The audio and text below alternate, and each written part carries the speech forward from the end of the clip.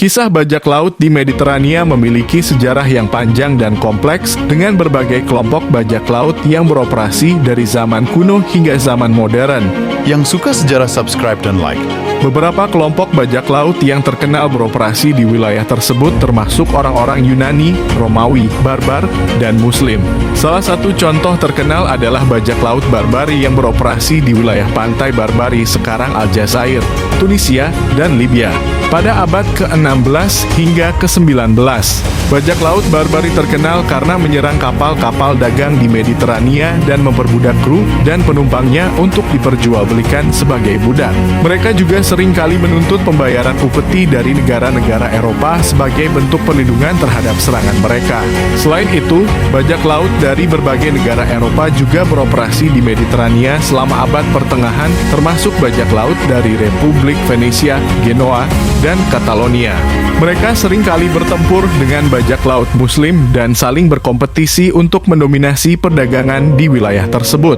Pada abad ke-20, terjadi serangkaian insiden bajak laut di Mediterania, terutama di lepas pantai Somalia, di mana kapal-kapal dagang dan kapal-kapal pesiar menjadi target serangan oleh bajak laut Somalia yang terkenal.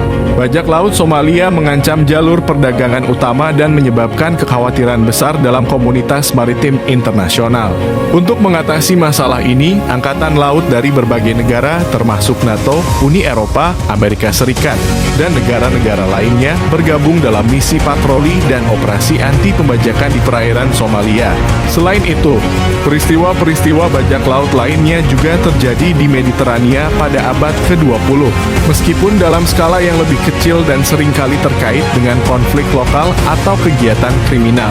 Meskipun tidak sebesar atau seintens kegiatan bajak laut pada masa lalu, insiden-insiden ini menunjukkan bahwa peran maritim dan keamanan laut masih menjadi isu penting di wilayah Mediterania hingga zaman modern. Kisah-kisah bajak laut di Mediterania seringkali dipenuhi dengan petualangan, intrik politik, dan pertempuran laut yang epik. Mereka memiliki dampak besar pada perdagangan dan politik di wilayah tersebut, serta memengaruhi sejarah lebih luas dari Mediterania dan Eropa.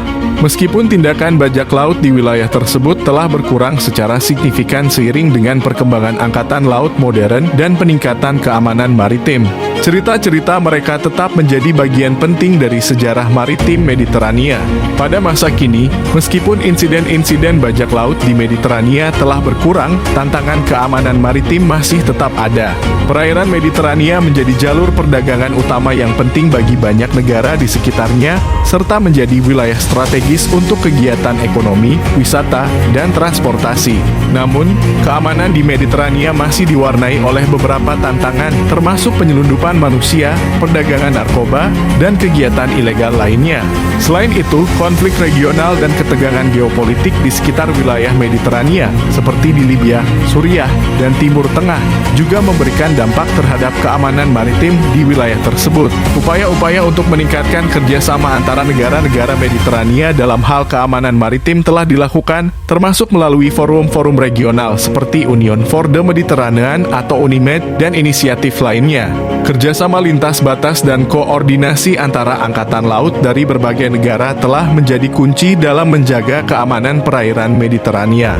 Dengan demikian, meskipun era bajak laut klasik mungkin telah berlalu, tantangan keamanan maritim di Mediterania tetap relevan dan menuntut upaya bersama dari negara-negara di wilayah tersebut serta komunitas internasional untuk mengatasi berbagai ancaman yang mungkin muncul di masa depan. Yang suka sejarah subscribe dan like.